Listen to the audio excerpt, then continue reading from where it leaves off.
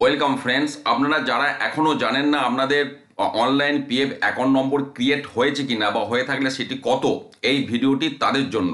কিভাবে আপনারা জানবেন তার জন্য যে ওয়েবসাইটটাতে যাবেন wbifms.gov.in, এই ওয়েবসাইটটাতে যাওয়ার পর ডান দিকে নিচে দেখুন সেকেন্ডারি স্কুল রেজিস্ট্রেশন আছে। এখান থেকে প্রত্যেকেই জানতে পারবেন, সেকেন্ডারি প্রাইমারি প্রত্যেকেই। এই অপশনটাতে আপনারা ক্লিক করবেন।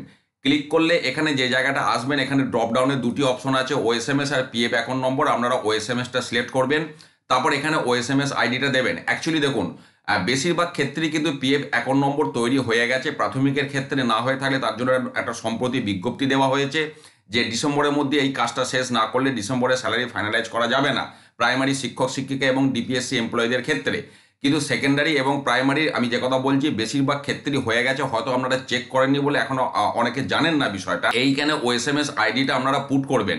এই ওএসএমএস আইডি আপনারা আপনাদের পে স্লিপ থেকে পেয়ে যাবেন, বা ওএসএমএস আইডিটা আপনারা অনেকেই জানেন, অ্যাকচুয়ালি জানা উচিত বা নোট ডাউন করে রাখা উচিত।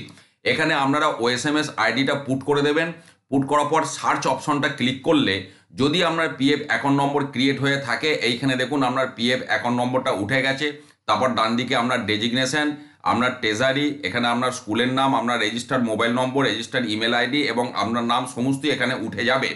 তো এইটা শুধুমাত্র আপনার পিএফ অ্যাকাউন্ট নম্বর ক্রিয়েট হয়েছে কিনা বা হয়ে থাকলে সেটি কত, সেটা দেখার জন্য এই পদ্ধতি আমি দেখালাম।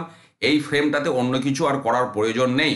এবার এই পিএফ অ্যাকাউন্ট নম্বরটা আপনারা কিন্তু নোট ডাউন করে রাখবেন, কারণ তারপর রেজিস্ট্রেশন করার ক্ষেত্রে বা ভবিষ্যতে এই অনলাইন পিএফ ব্যাপারে যাই কাজ করতে যান আপনার কিন্তু এই পিএফ অ্যাকাউন্ট নম্বরটি লাগবে।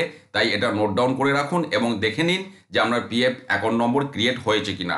যদি কোনো প্রশ্ন থাকে ভিডিওতে অবশ্যই কমেন্ট করবেন। ভালো থাকুন, সুস্থ থাকুন, ধন্যবাদ।